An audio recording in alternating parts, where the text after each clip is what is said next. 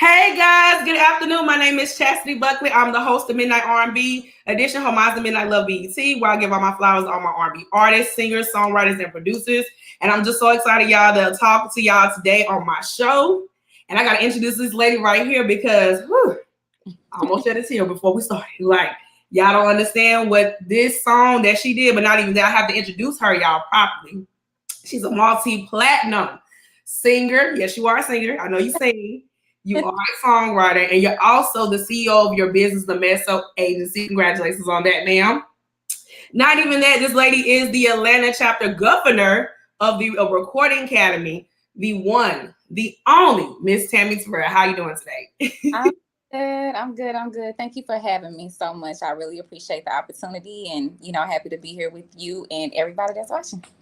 You're gonna have, baby. You might have all of us in tears today. Just trust me, because look, I mean, I'm just excited, y'all. Today we are celebrating the 15th anniversary of Keyshia Cole's sophomore album. Woo! Just like you. How do you feel? I'm not gonna lie, Miss Amy. How do you feel today? It's been 15 years since Keyshia dropped this album. But how do you feel? And how have you feel? It's just been so great to hear about this album being 15 years old this year. I just. Time is just not slowing down for none of us. Yeah. And I woke up really like when I saw the posts and I saw all of the dance videos and the tributes and stuff.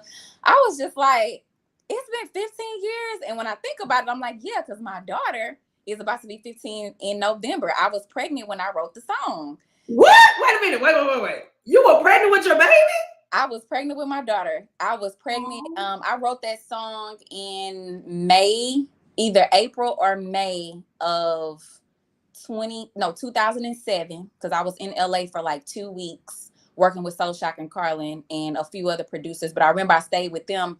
I was literally coming to the studio, like, I want to say probably in the second week, I probably came maybe like 3 or 4 times.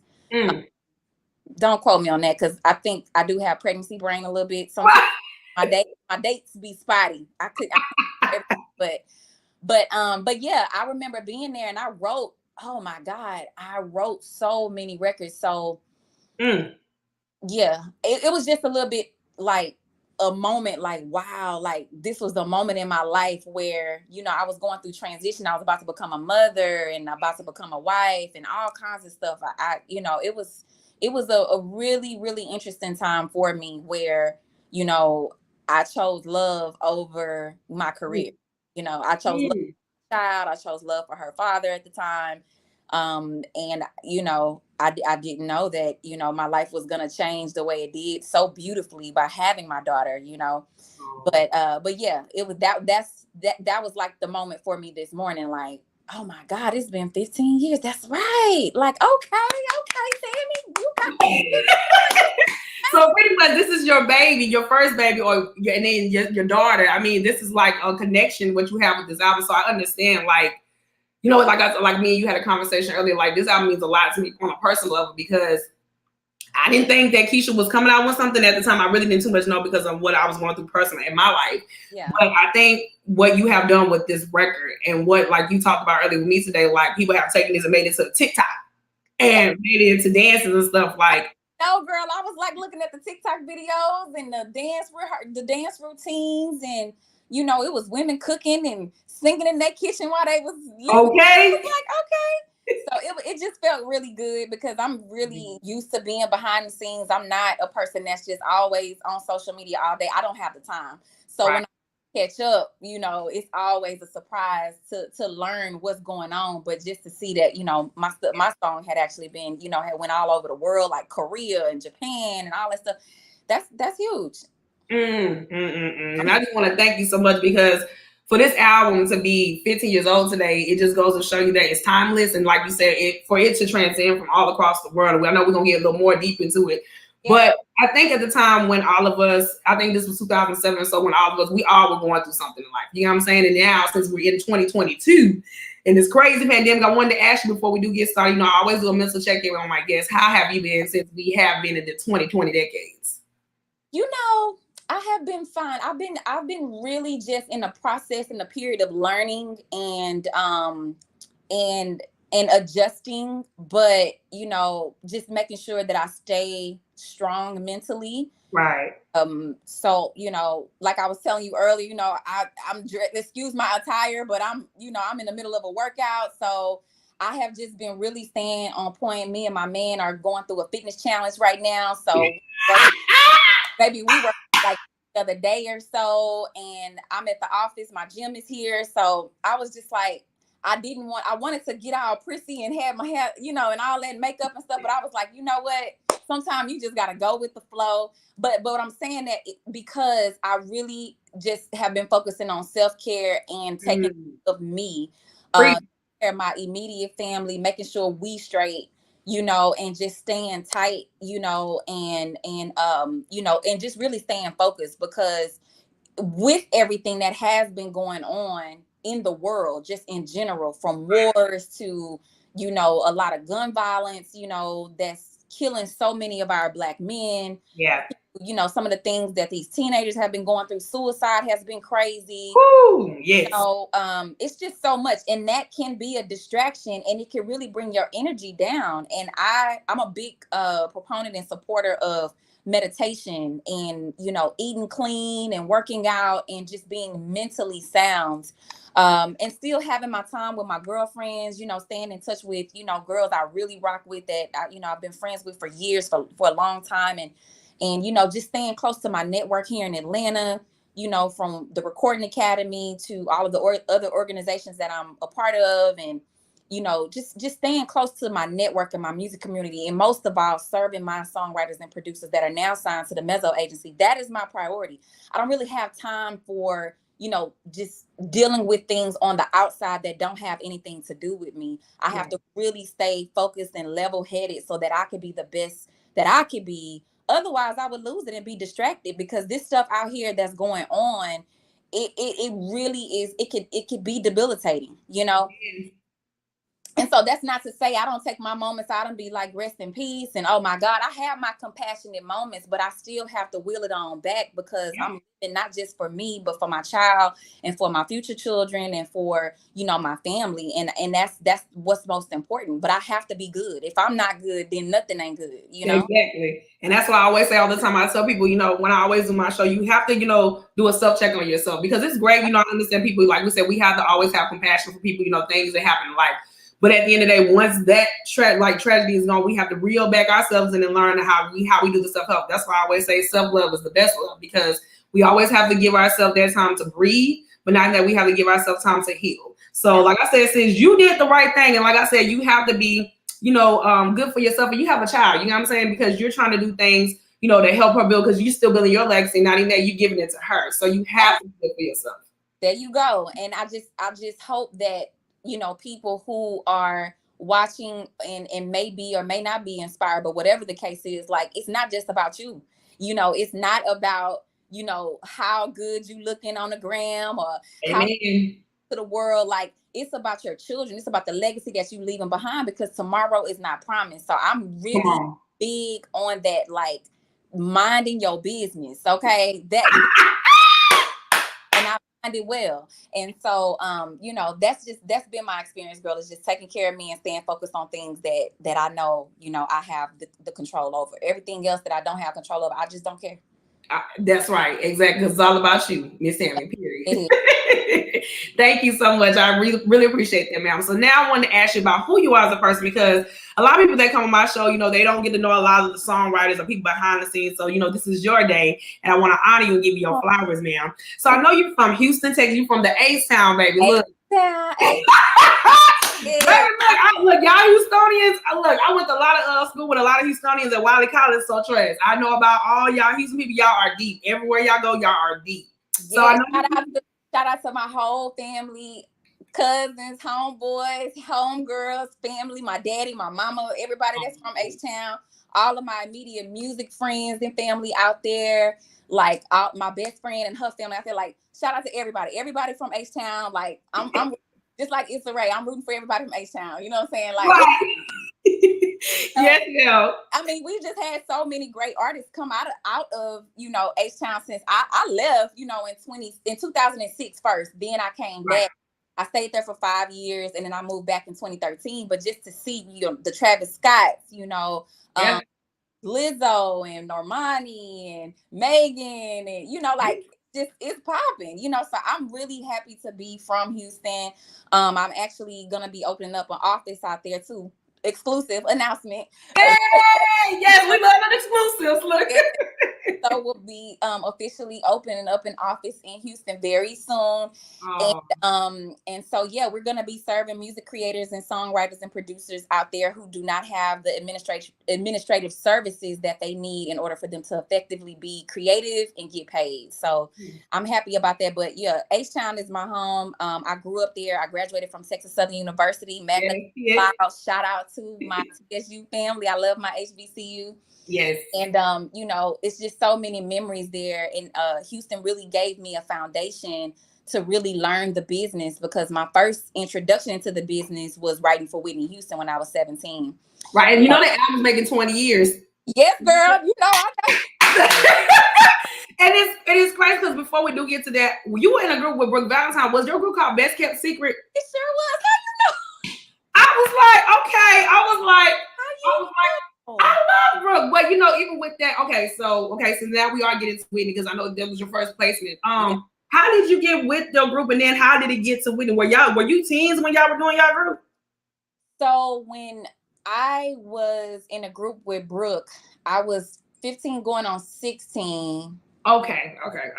They have been 16 going on 17. I can't remember that time frame, but I was with the group first before I wrote on my solo project, which ended up landing on Whitney's album.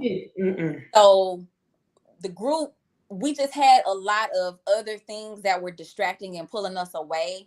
And it was really unfortunate because we were all like really in sync. We had great performance, sync together. Like when we were on stage, we were like tight. We were really, really. But y'all like Destiny's Child. Yeah, I mean, it was, I can't say we was like Destiny's Child. You can't compare nobody to Destiny's Child. Okay, I'm sorry. That's my favorite group.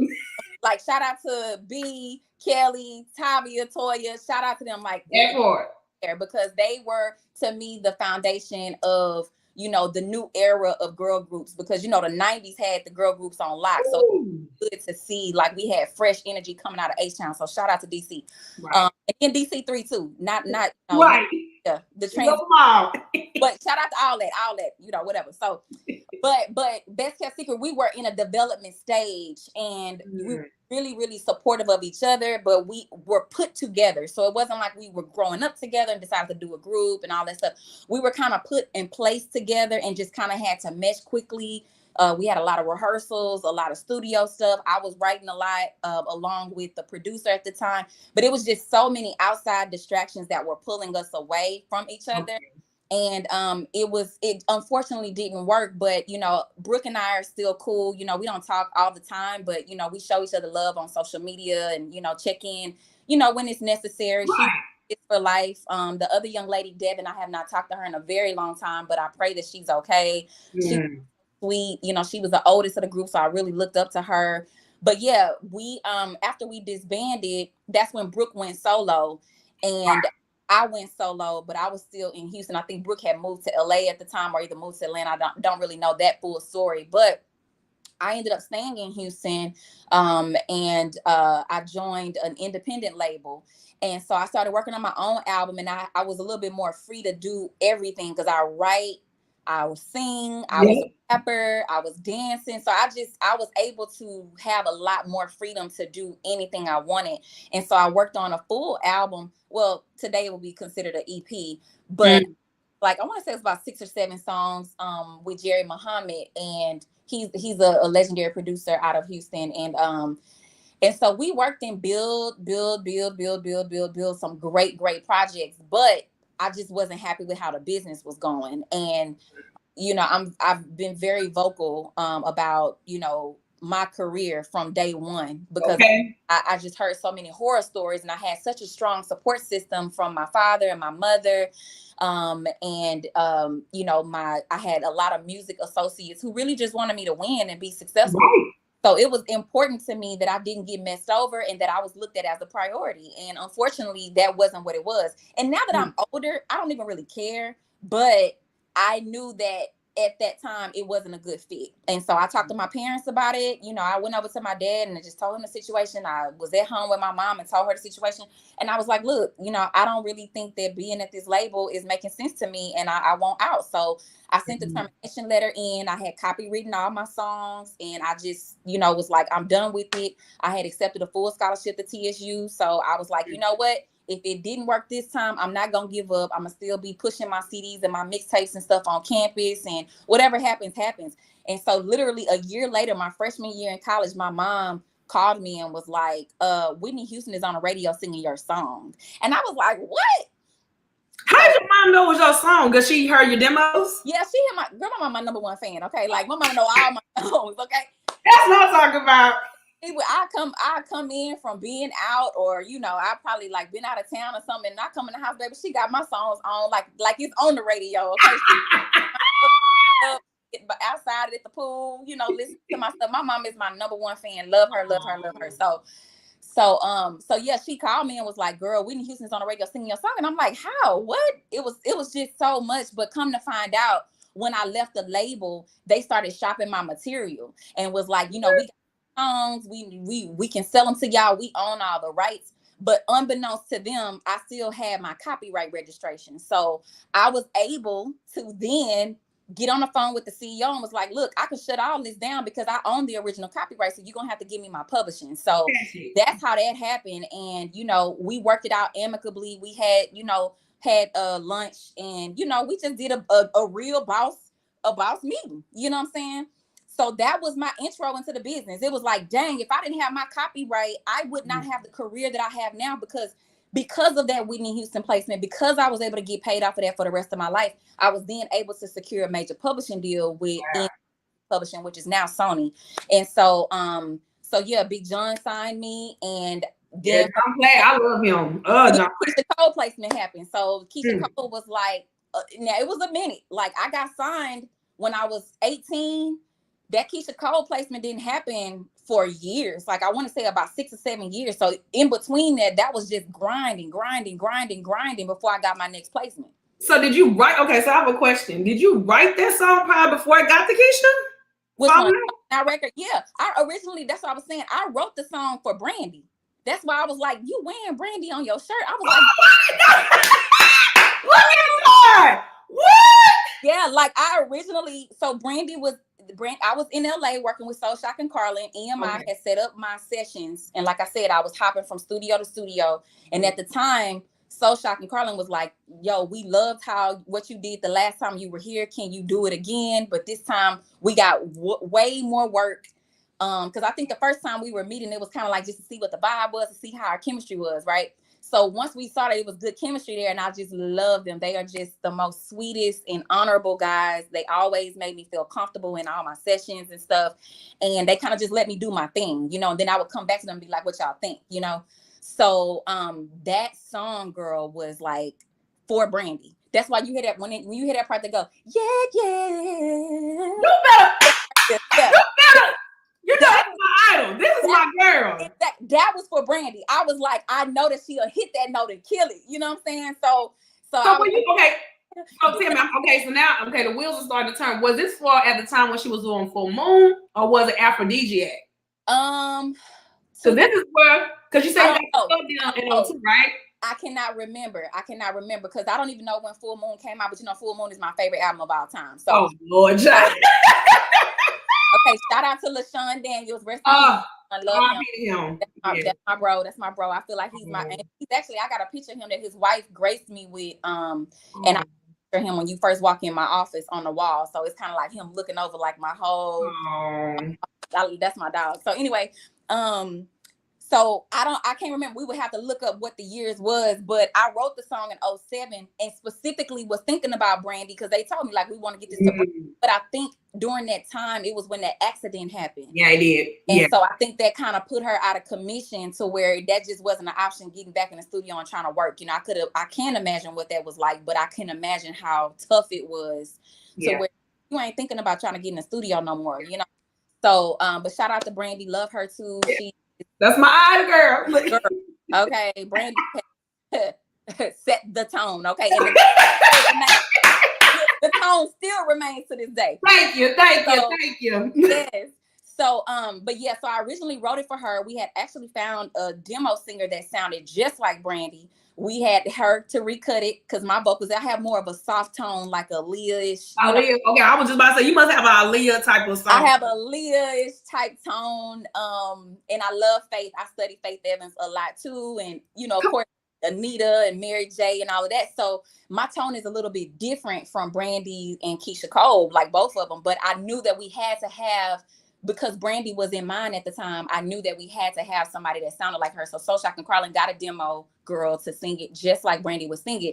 And so now you just got this solid ass demo for Brandy, but we couldn't pitch it because of they pitched it, but they gave us the update on why we couldn't get it placed. Right. So I just kind of backed off of it. Like I said, I was like 4 or 5 months pregnant at the time. I was preparing to be a mother. So, and to make it even more, like, to take it even more deeper, that song, out of the 12 songs I probably wrote during the time that I was there, that was the very last song that I wrote in 30 minutes because I had to get rushed to the airport. Otherwise, I was going to miss my flight.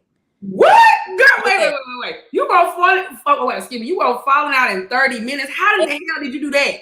In 30 minutes, I literally was standing up. They gave me the track and they were like, Tami, just one more before you leave, just one more. I'll never forget this because I was like, y'all, I've been here like literally all week. Y'all, and you pregnant. I'm pregnant. I'm tired. You know what I'm saying?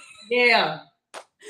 So, but they were, like I said, they were just so respectful and just loved, our chemistry was there because they gave me the freedom to really do what I do, Right. And so, yeah, they were just like, come on, just one more. If you could just push it out, just one more. So I'm so happy I did. I literally went in there and I was like, man, let me just get this done.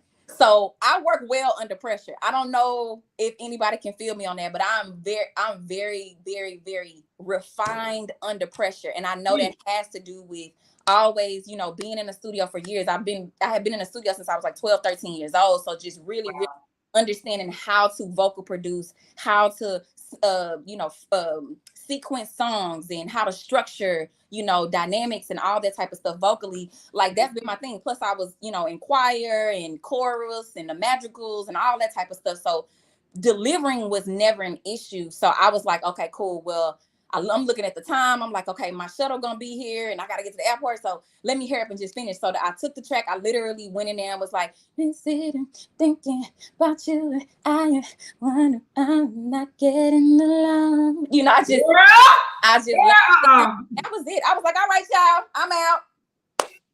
And I left. You did that.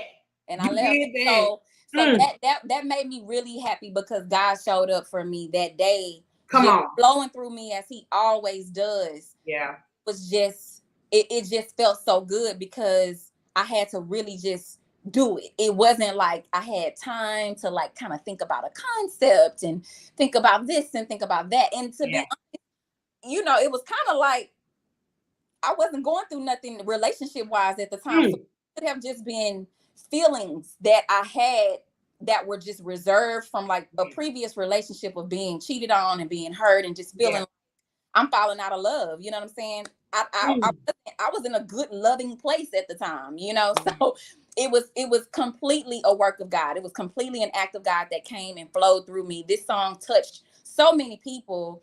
And of course, women I know have, always been like, girl, that is my favorite song, baby. That got me through and all that stuff. So yeah. It was a great moment.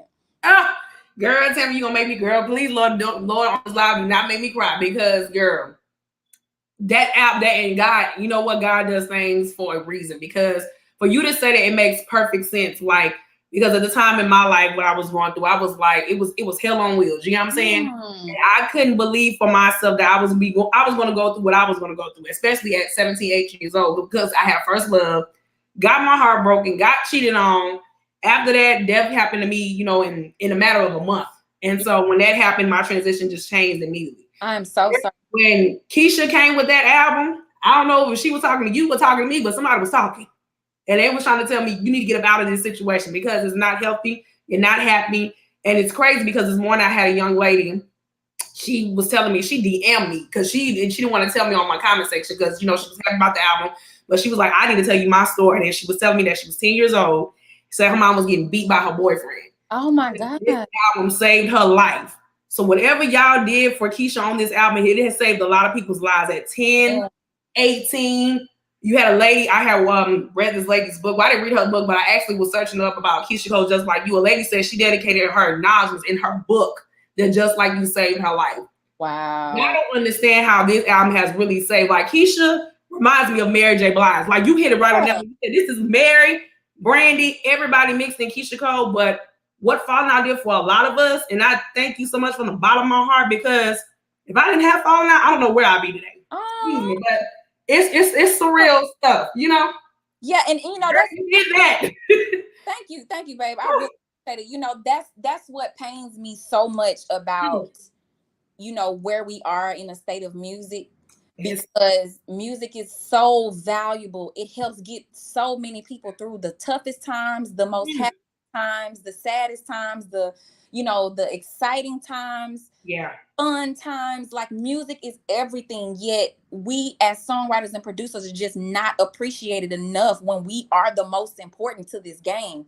It's I'm at a painful state where I'm looking at my producers and songwriters now that are signed to my company, and I'm just trying to do everything I can to make sure I find their money that's unclaimed, that I make sure I'm there for them in every way. When they call, I answer. When they text, I reply. When they DM me, when they email me, if they need something, if they got to come by the office and just cry and just tell, you know, because it's like the industry is just straight shitting on us right now. Excuse my language, but it's like, y'all don't really understand. Like, if it wasn't for the songwriter, these artists and these record labels that's making all these money, wouldn't have a song. They wouldn't even have songs if it wasn't for us, you know. And just to hear stories like, you know, this song helped you get through, and you know, lady who, you know, her mother was being abused, and you know, what inspired her, like, man, they got to show up for something. So I am an advocacy for songwriters and producers. I was like, no more do I need to be behind the scenes, you know, being a creative, but how can I get involved? How can I make change? How can I, you know, if I got the access and the resources because of my relationships to be able to get other people paid so they don't have to go find a job and they can't support their family because royalties are not paying what they used to, because all these streaming companies then came in and invaded the US with no regulation, nothing. Nobody pushed them back and said, hold on, y'all can't do this. Like, hold up, this is, it used to be a time in the music industry where we had gatekeepers. It's a reason why gatekeepers are important. And some people will be like, man, you know what? Like, man, the gatekeepers keeping us out. But you know why? Because when you have so much access, and when there's so many people just wanting to put a song out, but they're not thinking about concepts, they're not thinking about structure, they're not thinking about, you know, a real like layout of a song, and they're not speaking from a place of emotion and pain, and they're not thinking from a place of heartbreak, or they're not thinking from a place of experience. They just putting whatever out there. That's how you end up with so much trash. Come on.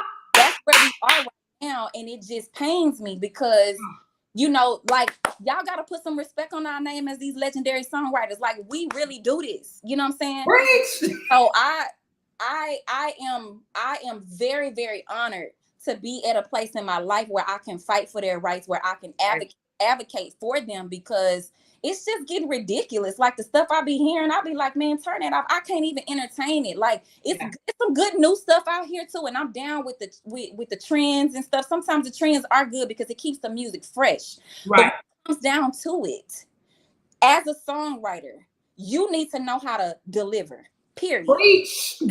You need to know how to deliver. You need to take it serious as a job. You got to have real showmanship. You have to be respectful to your peers, your other songwriters and producers in the building.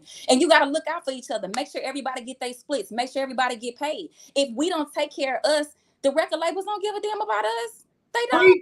Precis. On the master so they can make the money off of it. So that's why I built Mezzo. That's why I walked away from the game as a songwriter creative. I retired in 2017.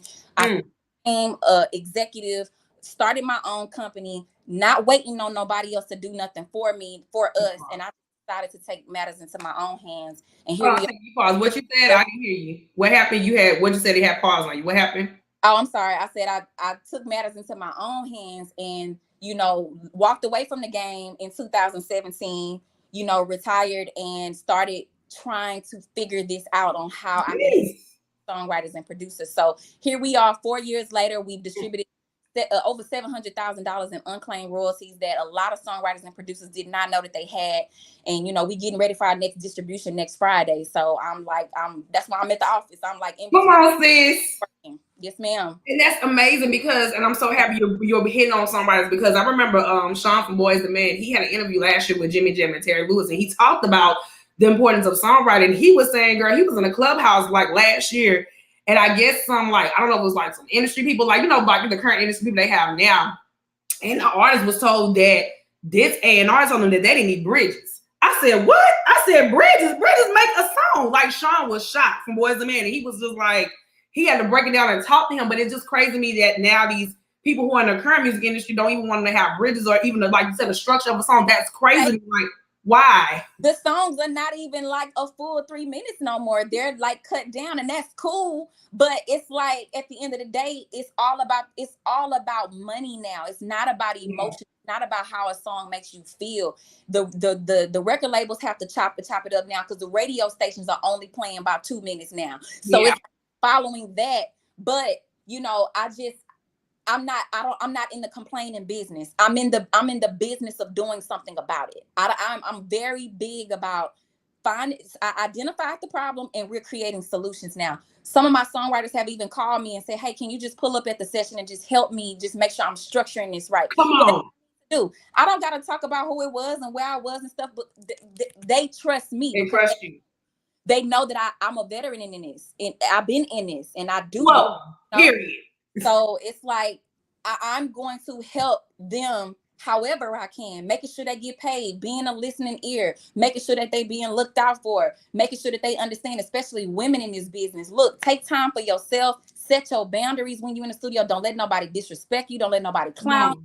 Come in, do your job, make sure you deliver, and go your behind home and get some rest, you know, because this is working this. When you're trying to come up with a song, you creating something from nothing. That is a divine intervention every single time. It's a divine intervention. It only comes from God. So if you are not in the right frame of mind, if you're not mentally sane, if you're not mentally healthy, if you don't have a strong support system around you, and if you are not truly surrendering to the flow of what you do as a creative, it's not going to be effective. You are going to write trash. You are going to be just, you know, trying to figure it out. And I have been told, think about it. I got signed when I was 17, 18 years old with pub deal. My placement didn't come. If I got my pub deal in 2002, and my placement didn't come with Keyshia Cole, because I had already had the Whitney Houston placement, but the Keyshia Cole placement didn't come until 2007. Then what did I tell you? 5 years of grinding. All of them songs in between, that was just homework. That was just like studying. That was just the classroom. You see what I'm saying? Before I ended my next placement. So these days, the songs are some of them, because not all of them. It's some good records out there now too, and some good songwriting out there. So I'm not taking away from that. But there are some songs where you feel like, man, they didn't put no effort into these records. They really didn't. They just went in there and just did whatever, and it just came out, and now it's viral because of the money being put behind it. But this ain't doing nothing for nobody. I'm sorry. No. So yeah, it's very different, but you know, that's why it's imperative, like I said, for us to understand the importance of having gatekeepers who are going to make sure that trash does not like affect what music is supposed to be about. Music is supposed to create change. Music is supposed to, you know, help us get through. It's supposed to be provoking. You know, it's supposed to make us feel. It's supposed to be about emotion, whether it's hip hop, whether it's R&B, soul, whether it's rock, whether it's, you know, the deep chill era that's going on right now, whether it is the chill wave era. You got, of course, pop. You got, you know, country. You got, yes, all of those genres, the K-pop, the J-pop, all of that.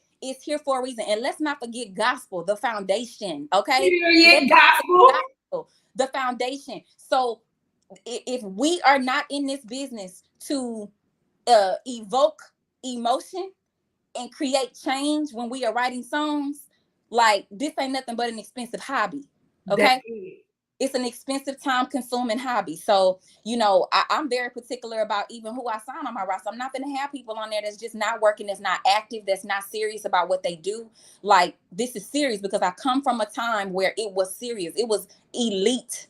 Okay. Elite. There you go. It was elite to be a songwriter and to be in the business. And so I carry that with me. I wear that crown every single day. Put some on my name, period. And that's why you 4 years in, sis. So that's why I give you a lot of flowers and respect. But like I love it that you're saying to break down music. That's why I'm so happy you're addressing this, because like it's just crazy to me how that conversation with Sean, when he said that, it threw me. But it's like, now I understand why music is the way it is, because people don't understand the concept or the meaning to write a song. Because I always say this too, music has to touch the soul. And like I said, for Fallin Out to do what it did, it touched my soul. And not even that, that's a perfect R&B album. Keyshia Cole, just like you, was a perfect R&B album. So if that song in general got to her and it did something to her, it must have meant something to Keyshia at the time. You get what I'm saying? But for you to to tell us about, I think, the business side that a lot of people don't want to talk about, you need to have the business. Like I've heard this say, it's 90% business, 10% talent.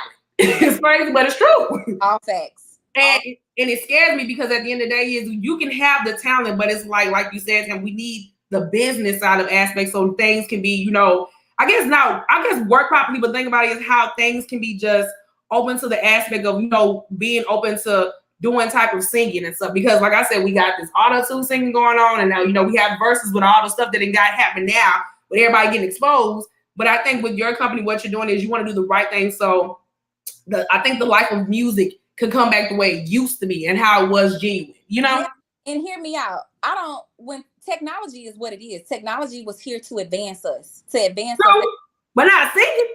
I would never knock nobody who uses auto-tune as long as you can really sing and you using it because it just sounds good. Like T-Pain, he is the originator. Outside of, hold on, we got to go all the way back. Outside of, okay, everybody, y'all be quiet. Y'all know this. Outside of Roger Troutman, okay. There you go. Okay. That was the original vocoder, right? Mm-hmm. So the vocoder did what it did, but we knew Roger Troutman can sing. Okay. Now, let's fast forward. Auto-tune comes out. We know T-Pain can sing. We do. We know he can sing, but he used auto-tune to help separate himself and distinct himself from everyone else who was out trying. It was a new thing. And that's why I appreciate technology. I appreciate new things. I appreciate when people, take a risk. And that's exactly what Pain did. Always much love, respect for Pain. He's a great writer, great performer, great, just all that, and a great rapper. So now, people were dissing him, but then everybody still jumped on a bandwagon and started using auto-tune, right? Yeah. So we got to figure out what we want. Like, do we want to advance as a people? Do we want to advance as a music community? Or do we just want to knock and hate everything that's coming out? I'm not against auto-tune. I'm against it when you really cannot sing. There you go. Use it as a way to make yourself appear as if you can sing. That's because when it comes down to it, it's going to be a time where you got to sing in real life. We didn't realize that till verses came out. And I was like, oh, God. So all I'm saying is just step your game up. If you know that you're not vocally in tune when you're using auto-tune, then you need to just get some vocal training, get some, just make sure that when you get put on the spot that you know how to deliver. You know what I'm saying? Like, and anybody with the right training, you can learn how to use your voice. If you got a good ear and you have a great trainer who knows how to break down and see what issues you have with your voice. Some people are just deaf tone. They tone deaf. They can't really hear notes. But those who can, you don't have to be the best vocalist. You don't have to run up and down like my girl, the legendary Kim Burrell, the legendary Brandy, the legendary Whitney Houston. Shout out to Whitney, rest in peace. You don't have to be a vocalist like that, right? Yeah. But you still need to have training if you know that you're not as strong as that. There's nothing wrong with getting vocal training. Right. Incredible vocal trainers out here, some incredible vocal producers out here. Get you a vocal producer that's going to help to build and strengthen you so that you're not walking around depending on technology to help you sound good. That's how I feel about that. Mic drop, because that's the real tea. And exactly, and you explained it perfectly about how to use technology in the right way, but at the same time, it's always use your gift, because like I said, technology can go disappear, and then you gotta have to use the real stuff. You know what I'm saying, sis? So I'm just so happy. Thank you so much, sis, for your lovely words, and now even never this Keyshia Cole album. But do you know your song been sampled twice? Yes, it has. They have to come through me to count. Okay. Look, I knew you knew. I was like, I don't even Yeah. know why, because I was like, I knew you knew your song got sampled twice. Like, how do you feel that Fallin Out has been sampled 2 times? Oh, baby, I'm cool with it. Y'all can sample it as many times. Just come run me my money. This cool. I sign off on everything. I don't be tripping. Like, yeah, you want to sample it? Let me hear what you did. If it's right. if it's up to par, but I'm never gonna knock nobody for trying to use my material. Like, that's what it's for. Like, it's inspiration. It's to inspire, but it still got to come through me first. Like, it's not gonna get approved without, you know what I'm saying, me saying yes or no. So yeah, I'm aware. I'm very aware it's been sampled twice. Oh, well, you know, look, you know, I do my research, so you know I knew, period. So I was like, I'm gonna make sure she knows this, because a lot of people who come on my show, they don't know their song's been sampled. Like I say, I have a lot of producers, songwriters, they don't have a clue. You know what I'm saying? And like it's the business side that really kind of messes them up, so they won't understand unless people like yourself know that your stuff has been out in the world, you know? Absolutely. Yeah, no, when you are a songwriter, especially with a major publishing company, you know, as EMI, Sony Music Publishing, like, I mean, I ain't gonna lie, that's the benefit of having a major publisher. Like, anything, when it comes down to the use of my copyright, all I gotta do is make one phone call. It'll get shut down if I don't want it. So, you know, I'm in tune with that, because I in the business for a long time. Like, it's been over 20 years. I'm able to understand. I can look at a sample clearance and a request and know exactly what it is, and which is why I launched my company, because it's like, I've been doing this, you know. So it's important. But I realize that a lot of songwriters and producers who don't really understand the business and have much of a, you know, as much exposure as I did to this side of the business, you know, it doesn't surprise me that they don't know. No, it's heartbreaking, but I feel like you said, for Fallin Out, because like I said, I didn't even know it was sampled at all. Because like I said, it's my #1 song, the best song off the album to me. Period. That's just me. But I feel that at the end of the day, for your song to be sampled, it goes to show you that people really listen to this body of work. You know what I'm saying? And not even that. Like I just told you, this month recently, Keithian, the guy who does the host of Rated R&B on his platform, he did a debate, and I know you seen the debate. They was going in. They was talking about, they had Keyshia Cole Fallin Out versus Alicia Keys Falling in Love, and literally 95% of the comments picked your song. So how do you feel that people to this day still love Fallin Out 15 years later? You know, I'm happy about it. I'm happy. It feels good to see that, you know, after all this time, you know, real recognize real, and I, you know, shout out to Alicia Keys. She's an incredible writer, incredible instrumentalist, musician, vocalist. She is also legendary, you know, so not taken away from her, but you know, the verdict is what they said. Okay. And let me tell you this, everybody loved the bridge. They said Keyshia ate the bridge, because you know. And shout out to Keyshia. Keyshia, she killed that record. She really allowed Ron Fair to vocally produce her. They added the orchestra and all that stuff. That wasn't the original demo. Like, Ron Fair produced the hell out that record with So Shock and Carlin. He did. So the demo was very, like, you know, it gave you an idea, and that's the most part. They're there to give you an idea, but once you get the actual artists on it and they perform it well, then the producers go back, they come together, and they just add that extra sauce to it, and that's exactly what they did. Keyshia, she did a beautiful job. She with so much soul and passion and emotion, and it was, I'm assuming it came from a real place. So I'm just honored that and she also penned a little bit of the bridge. She penned the bridge. She did add a few. She got some pub on there. She definitely did. She got a little pub. So, you know, I always want to give people they credit for what they do and all that. I'm definitely not taking away nothing that she contributed as well. But, you know, at the end of the day, you know, that's why it's so important that we look out for each other as creators, as writers, as producers, because just as well as she penned on my record, she could go and pen another record on her own, or she can go and, you know, write for other people as well. The talent is still there. And that's the good thing about songwriting. You do not have to be a singer performer for the rest of your life. If you decide you want to just take a step back, you can go find you an artist and write for that artist and kill it, you know? Yeah. Songwriting is a very chill job, because you show up, you do your thing, you go home, you cut your checks. I mean, you cash your checks. Like, it makes life so much easier. You're not having to travel and be on tour and performing and away from family and stuff like that. You know, a lot of people who are artists as well, you know, they have to deal with so much just being away, because they on the road serving their fans all the time. But as a songwriter, get to just chill, travel, work, chill, travel, work, chill, travel, work, you know? I was going to ask you, like, did you ever get to meet Whitney, God rest her soul, and Keyshia Cole when you did these records? No, oh no! So look, let me tell you. Remember, the Whitney Houston song was exposed to her when I had left the label, so I didn't even know what was going on. But I was still honored, and just to know that I didn't have to meet her, and she still was like, "I want that song," you know. And she penned a little bit too. She kind of customized the song and put her and Whitney and Bobby name in the song. It was looking at, and so I didn't get a chance to meet her. However, her birthday passed in August 9th, and I was invited. Shout out to my boy Travis Malloy, my brother. He invited me to the Whitney Houston Foundation Gala. Oh yeah, I saw that. And so me and my man went up in there, and we sat and just literally were in awe with how well it was put together. Her estate has done such an immaculate job.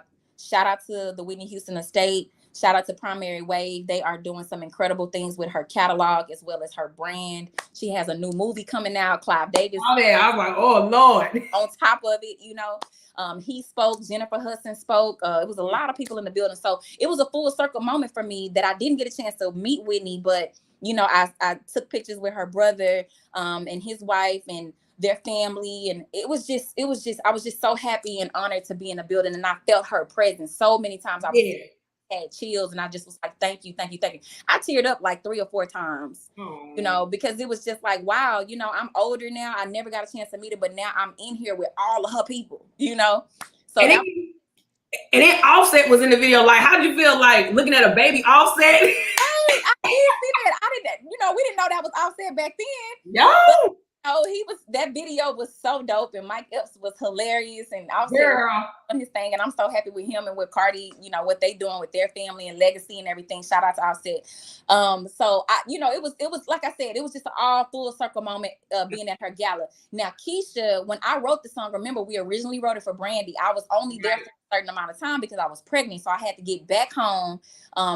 We planned a big wedding and all that stuff. And so I was in the process of trying to get married at the time and all that. So I was just in a whole nother world. My life was about to change. So Shock and Carlin they jumped right on the record, got the demo done, sent it over. Of course it didn't work out with Brandy. So then they started shopping it, and then it got back to Big John, and Big John helped with orchestrating and, just getting everything together. So Shock and Carlin got, some way, somehow it landed in Ron Fair's hands, but he heard it and loved it. And so I didn't get a chance to meet Keyshia.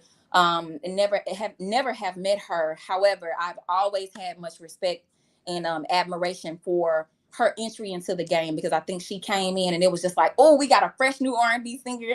You know what I'm saying? She's soulful. She kind of bringing that Mary J vibe. She had her own style. And so I just think she just did an incredible job. And, wherever she is now, whatever she's doing, I hope she's at peace and happy and still working. So shout out to Keyshia.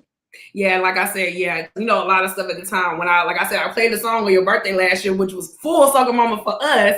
But at the time, I know for sure Keyshia was going through a lot of stuff currently at the time, with losing her mother. But at the same time, as I feel that for your song, Tami, just to touch me till this day, 15 years later, and touch people like on my page. People like, I love this song. This is the best song off the album. This song, got me through a lot of, heartbreak, a lot of stuff. This song has really, really have touched. And like I said, I look back on it like, it's my number 1 song off the album, but I feel like this one and I Remember were the best 2 songs off the album. I remember playing them over and over again when I was going through my heartbreak and stuff. But when I look back on this album was really strength and vulnerability, because this was like Keyshia Cole's My Life, Mary J. Blige.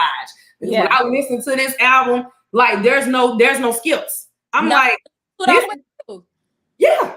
And this is a story. And I was like, whatever she feeling, hell, Keyshia was feeling through me at 18, but I feel like for Fallin Out, for me, it just was something that really, really was just touching, because when you hit that chorus, girl, when you wrote Baby I'm Slow and Fall, I'm like, she's right. Like, this is the end. Like, I can just see myself in a slow motion type of mood about how you can be in love with somebody, but it's not going to work out. And it's like, we falling out of love. It's a wrap. It is a real situation. Okay. I know every life has been through it at least one time in their life where you just like, this ain't gonna work.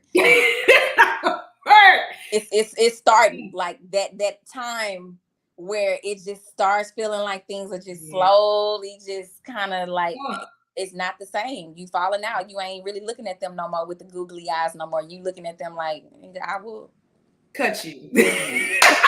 Don't play with me. So yes, sis. So thank you so much. So how did you feel? I want to ask you, how did you feel when Keyshia Cole, this album went number one on the R&B charts at the time when it did drop, and it went number 2 on the Billboard 200? Like, how did you feel? I think at the time, I know you said you were pregnant, you were in your different world, but did you get a chance to really understand the success of how this album was really hitting, and it got nominated for 4 Grammys? Like, how did you feel? Man, I was a bit overwhelmed with it, but I'm not gonna lie, I had just had my daughter. She came in November, so the album came, I want to say it dropped in September. Because we was just getting approved for our house at the time. So we were in the process of planning our wedding and stuff. Anyway, girl, take it too far back. Too far. but it was very life-changing for me because, like I said, I had wrote something just kind of like, okay, I just got to push it out and get done, and go home and get back to life. And so I really, really was surprised that it had done so much. And of course, I had been getting calls that it was going to be a single. So I was also anticipating that. Wait. It was about to be a single. Oh, hell no. What? The second single. Then it got pushed back to the third single. So the first single was Let It Go, was Let It Go, right? Let It Go, and then should have let you go. And then I remember, and then So first it was supposed to be the second single. Then they was like, nah, we got to put Rodney's single out next. So it's going to be Rodney's single, but yours will be the third single. So then it was something else. What came out as the third single? Do you remember? You talking about I Remember. I remember it was a rap. That went out to number 1. So when I Remember came out, then I was just like, okay, the song probably not going to come out. Oh, no. But it's cool. Like, I'm not tripping because I did my work. I did my thing on it. And I was just happy to be a part of a great body of work. Come on. And I miss that. I miss the days when you could just listen all the way through, on an album. Come on. And I mean, I do have some that I currently listen to that I can listen to all the way through, but it's very, very, very, very like slim to none. Like, compared to how it was back in the day when like the music was just so well thought out and well produced. I'm hoping and I'm encouraging anyone who is watching this that is, a part of this music community that we all are in.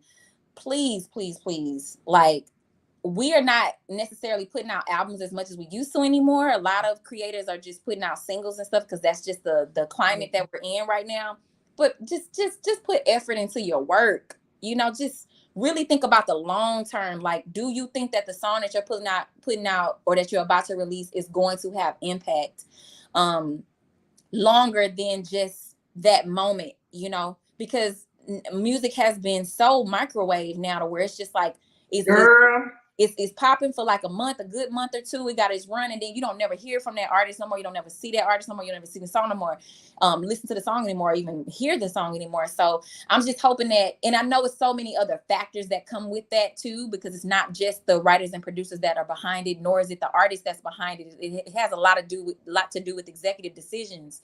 But I'm hoping that we get back to a place where we don't necessarily go back in the day because the past is gone, but we still have a little bit of respect for the craft of music, to where we're not just throwing anything out, but we actually have purpose and meaning behind the music that we're making, and we're not just trying to jump on like whatever trend and bandwagon that's out there. Just give us some balance, give us some good music, give us some trendy music, give us some classics, give us some things that are really going to affect change and create impact and really, just take the world by storm, because like, that's what music is here for. God gave us this gift, and we really deserve it, before it's extinct and nobody getting paid and music is free. And we don't want that. We just want that. No, because y'all deserve everything y'all get. Y'all gave us stuff that's really impactful. Why be honored for your work? Why be contributing for your work? Why be compensated for your work? Because at the end of the day, you made something to create change. And I'll be damned if I have my platform and I'm just sitting here interviewing people, but you haven't had an impact. Oh, no. No, we gotta have purpose in all we do. I just feel like, God, he blessed us to be here during this time to fulfill purpose, and it's our job to figure out what that is. And if music has anything to do with it, then we need to do that with intention and do that with purpose as well. Amen. Yes, sis. Thank you so much. All right, well, sis, I got another question for you. Since you wrote these iconic hits like Fallin Out, my song, and Whitney Houston, and then congratulations, I forgot to tell you too, SWV 10th year anniversary. I know you did that album. And sis, I could not even tag you in there because I didn't know they had your name. It was a different name you had, and then so I was like, I couldn't tag you, so I'm sorry about it. Legal name. They have my so, but it's cool. It's cool. Like, congratulations on that, the 10th anniversary, girl. You got so many anniversaries here. You got Winnie in December, so prepare for that. Congratulations. Girl, I'm really excited about the SWV and Escape reality show that's gonna be coming soon. Oh, are you ready for that? I'm so excited because I love them so much. I love both groups, but of course, I have an affinity with SWV because I wrote for them and they were who I looked up to when I was a young girl. So I'm excited. I'm excited to see, their personalities and performances and all that. I'm just so, I started in a girl group, so I'm really right. And then this is connection with you. I'm excited about that. Oh, so since I've asked you about all these lovely hits that you made, I want to ask you, what is the key to making a hit record? Because you're the queen of this. You done wrote so many songs, ma'am, and for yourself. And also, I want to ask you, what is your favorite hit from your catalog? Okay, so the first question, what makes a hit record? So many things. The elements, I think, 100%, it needs to have structure.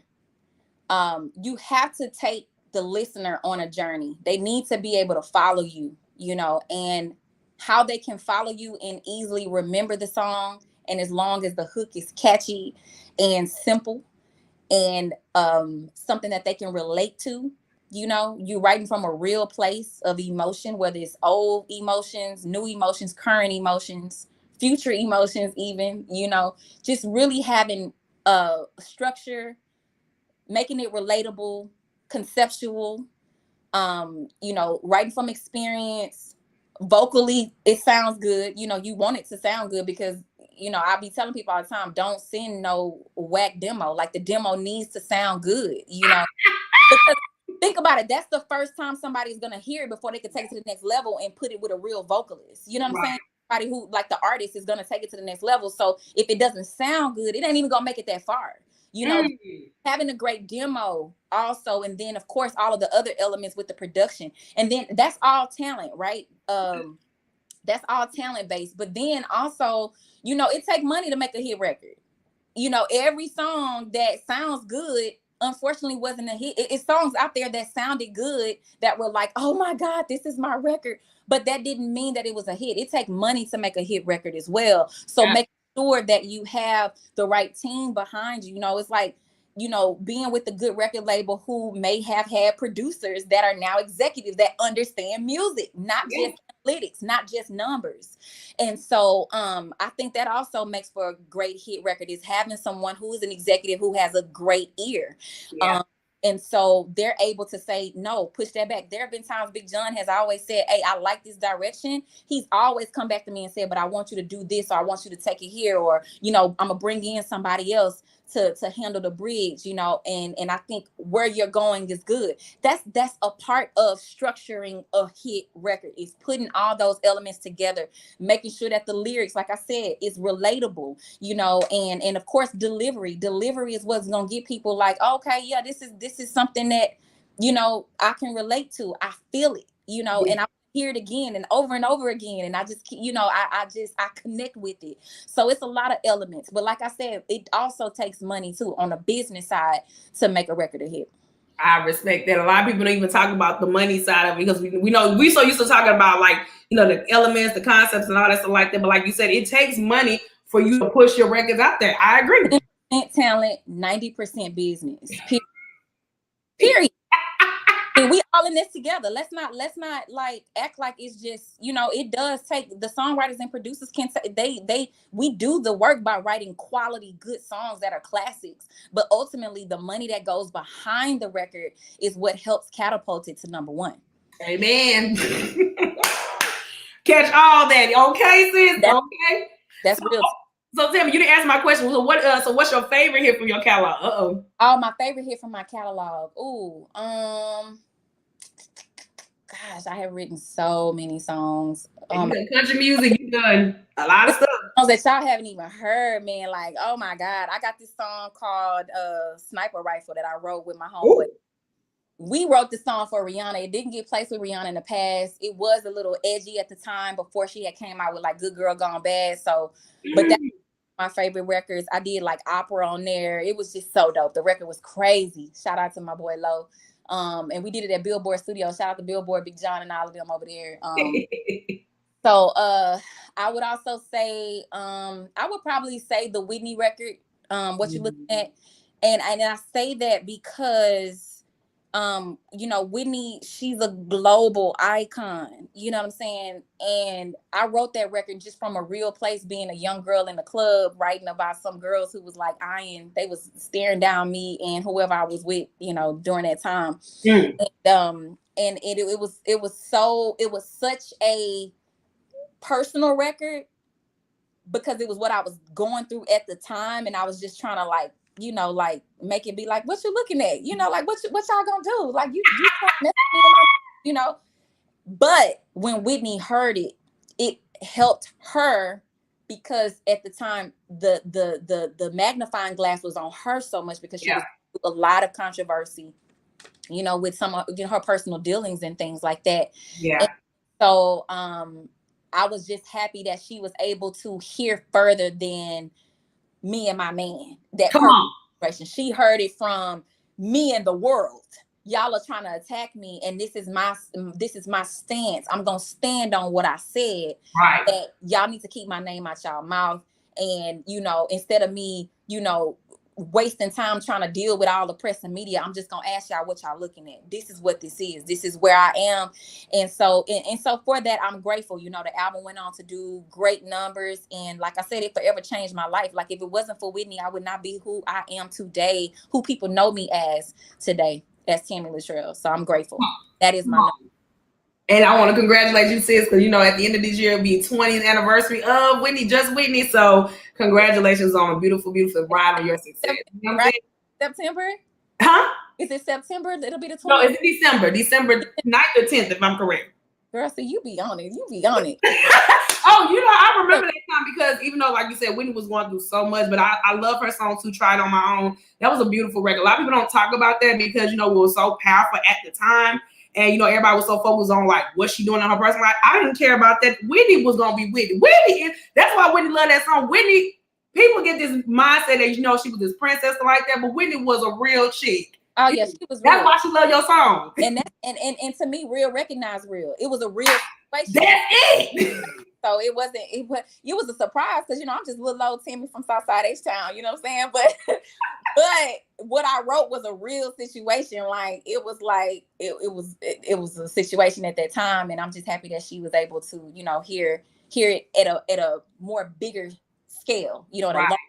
And it became a global success. So I'm happy about that. Diddy did the remix to it. Like it was crazy. And you had Offset, so baby, you are set for life. You're good. Thank you, sis, so much. So I want to ask you, so I know you've been talking about your lovely agency, Mezzo, since you are the CEO. I want to ask you, what are you currently doing now? Like, how are y'all doing with that? Like, y'all have more stuff coming up down the pipeline? Like, what is going on with you doing right now? Yeah, like, I've really been busy with building Mezzo. Right now, I'm in school with Goldman Sachs. So I've been kind of under a rock. You know, I decided that, you know, I wanted to scale the business, and I've had so many different attorneys from different cities asking when I was coming to their city to open up. You know, I've worked with so many entertainment attorneys in the business who just, you know, really appreciate my work because I help their clients with finding their money as well that they, you know, obviously just don't have the time to do. So they're like, look, when you gonna open up an office out here? We gonna open up an office out there. So I got accepted to a program with Goldman Sachs, and so I am working on scaling the business. Come on. And so we're going to be opening up multiple locations. You know, we're working on obviously getting more resources to do so because you got to, you know, I got employees and staff now, but we got to rev up the numbers. And in addition to that, you know, just making sure that I secure the company with a team that's strong enough to be able to handle, you know, the bandwidth that we're going to be operating at. So, you know, from a CEO standpoint, you know, I'm making sure that royalties go out on time. Like I said, we got a distribution date coming up on the 30th. I'm heads down crunching numbers, you know, with my team and going back and forth with my team in LA and my team overseas and just handling stuff. And we are working on doing more events in Atlanta. As you know, this is where our headquarters is. Right. But we are working on doing Creators Night. That actually got postponed due to some COVID stuff going on. But pushed back to October, where all of our creators were going to be every quarter having creators all over the city of Atlanta coming together and just networking, because it's all about the creatives. It's all about them. And then I'm doing a wind down Wednesday for voter registration here at the Mezzo. That'll be October the 5th with the Recording Academy and with McKinley, with Lawson McKinley. It's a huge law firm out here. Shout out to Shay Lawson and the rest of the team over at Lawson McKinley. And so, you know, we're just prepping for next year. We have a lot of events going on with advocacy. District Advocacy Day is coming up in October as well, which is October the 6th. And then, you know, we just have more creative events. I'm going to be doing a brunch, doing a client appreciation brunch in December before we close out the year. And we just got so much. It's just so much going on. It's like I said, it's all about the creatives. It's all about building our music community and preserving us. And I welcome anybody who understands, you know, my passion for this business in Atlanta. Being that I'm not from here, I respect the culture. I respect the hustle out here. I respect all the executives, all the producers, and, you know, those who have, you know, been considered old Atlanta. I respect all of them. I look up to them. And I'm just so happy I was able to come to a city that really welcomed me and allowed to, you know, get planted and rooted in what I do as a creative, but then also transition into an executive. And so for that, I'm so appreciative. And I just know that Mezzo, you know, we're out of this world. Like we thinking big. Okay. Come on. Global. Miss Sam, you are just a light and a joy, and I'm just so honored and thank you. And I have one last question I want to ask you. Since today is the 15th anniversary of Keyshia Cole's album, Just Like You, what one word would you describe about this album that you were a part of, my darling? Oh, one word. 15 years. I would say dynamic. It was a dynamic album. When Let It Go first came out with Missy, baby, I was like, okay, Keyshia, shout out to Keyshia coming with the Missy Elliott, like, you know, it was just so swagged out, and it was a great introduction to a second album, because you know that second album be kind of scary. You don't be like if you got that first album and it's done well, and it's kind of like, all right, now you know that second album, you got to come with it. So I remember when Let It Go came out, I was like, yo, this record is crazy. Like it's dope. You know, shout out to Kanan Lamb and everybody else that I was signed to, you know, signed with at EMI. They did their thing on that record. Missy killed it. Keyshia killed it. Like it was an amazing work. That I was just that the whole album, like I said, was so amazing, from Rodney, B. Cox, everybody that was on there. It was just great penmanship as well as production. And like you said, you know, it created and it impacted people. It created change. Like people were going through stuff and was able to get through stuff through the songs that were on the album. So I would call it a dynamic work of art. And I'm so happy to be a part of it. And you know, I'm just grateful. God is so good. He continues to show favor in my life with everything that I've done and everything that I have going on. And I'm relentless. I'm not letting go. I'm staying the course, and I have transitioned to the business side of it. But you know, my love will always be for the creativity, because that's what we were here to do. You know, God put us here to be creators. We are creators because He's a creator. You know, we are in His image. So you know, I'm just grateful, and I'm so excited, and I hope wherever Keyshia is, I hope she is, you know, taking time to kind of revel in her accomplishments as well, because you know it's definitely, you know, something to remember. It's definitely something to talk about and to celebrate for sure. Amen. Now we can end on that note, because like I said this too, sis. I would thank you again from the bottom of my heart, because this album is one of the greatest albums I feel, and I didn't even get a chance to tell you this, but I have a top 10 of greatest albums of all time, and Brandy's my number one. Never say never. Okay, Full Moon girl. Child, look, no, don't get me wrong. I love Full Moon vocally, but Never Say Never. That's my heart. That's a personal. Never Say Never was all Brandy stuff was bomb. You know what I'm saying? Fire. But if Keyshia Cole's album in my top 10, she's gonna be number 6, just like you was the number 6 greatest album of all time in my catalog. I'm super grateful and thank you to have you on the platform, and I want to give you your flowers. I want to congratulate you on 20 years in the game, child. Like, woo, that's a lot. It has been a roller coaster, but I'm hanging on, girl. But you know what, sis, at the end of the day, is you are creating a legacy not for just your daughter, but for me, people that are doing R&B music that represents for people to be like historians to understand what was going on at the time, but to understand the body of work on why people do what they do. And I'm thankful for you for the bottom of my heart for what you have done. You are a legend in my book. Oh, thank you. You are impactful. You are a sister. You are a CEO, but not even that. You are still a songwriter in my heart. So I want to thank always songwriter. Thank you so much. Can I edify you for a moment? Let me tell you, for being so professional. Thank you for being very personable. And then I graduated with my degree in journalism and PR, so I have an affinity for Black journalists. So when you are with your brand, I want you to continue to stay the course and continue to study the craft, study Black journalists, study the greats. Really perfect your craft, and you're doing an excellent job. You do an excellent job online, and you're building your community. Don't stop, because we are missing great Black journalists, and a lot of times those who are in the business that are trying to grow, it's not even a lot of us who are on the outside that they're trying to interview who wants to do interviews with them. And that's our fault, and we have to do better, because y'all need the interviews, y'all need the exposure, especially if you're doing a great job and you have a good platform and it's building. You got to start somewhere, but it also starts with us too. We have to support you. So sister, as a journalism graduate, I appreciate what you're doing. I appreciate you being a historian and doing your research and knowing so much about this particular project. But I know you study so many other people as well and so many other projects. So just kudos to you. And thank you for all that you are doing with preserving R&B, because hey, somebody got to do it. And the way it is right now, girl, look. Good R&B, okay, because it is some good R&B out there, but it's not enough of you all that are the R&B journalists that are getting the exposure that they need. And so I really want to do better, and I am, I've been doing interviews with the best of the best and some of the people who are up and coming, because y'all need the content, and that's it's our job to make sure we provide you with that so you can continue to grow. Oh, thank you so much, Miss Tami. Look, I want to shout out some people, because I do have some journalists, R&B journalists in my chat right now. I got to shout out my friend JR from the R&B Representatives, co-host Elise.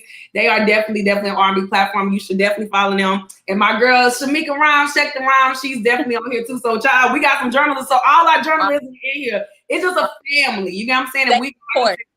And I truly appreciate you just, giving me that knowledge, because a lot of people don't, because trust, they got some platforms that just don't respect what I do. But I was like, look, I don't care. I'm doing it because I love it and it touches me, and not even that I'm passionate, because I want to make sure the R&B is forever here. Absolutely. Absolutely. So I'm super proud. Just keep going. Keep going. Thank you, sis. I love you so much. So I want to congratulate you on everything you do, sis. Congratulations on the 4-year anniversary coming up for yourself, on your yes. I know y'all gonna cut up next year for that 5th year, so do what y'all gotta do, because I'll be there support. But thank you. I love you. God bless you from the bottom of my heart. Bless you as well. I'm proud to have you on the show to celebrate this 15th anniversary of Keyshia Cole. Y'all, we are done with my beautiful interview with the multi-platinum songwriter, Miss Tami Latrell. Thank you so much. Bye. All right. Talk to you later. Bye, you too. Bye-bye.